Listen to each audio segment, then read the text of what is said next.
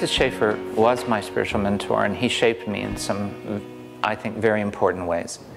Although I was raised in a Christian family, it was Schaeffer who showed me for the first time how Jesus Christ truly is Lord of all. That he's Lord not just of our spiritual lives, not just of our devotional life, not just of our morality, and not just of what we say we believe on a Sunday morning, but he's Lord of all. And there is a lovely freedom as well as a lovely creativity which is immediately allowed when we understand that he is Lord. So it was the Lordship of Jesus Christ that began, that I first began to understand.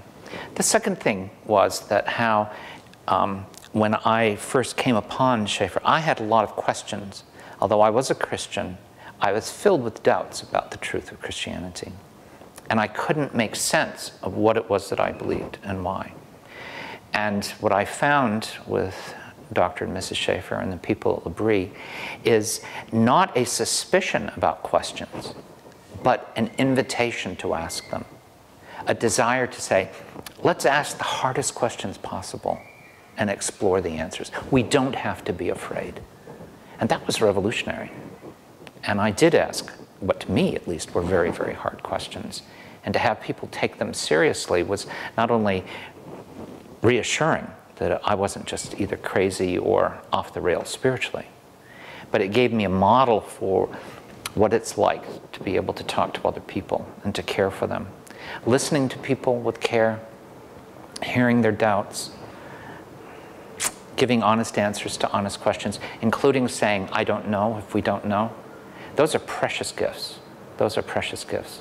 The third thing I would say that Dr. and Mrs. Schaeffer shaped me and my wife in is the notion of hospitality.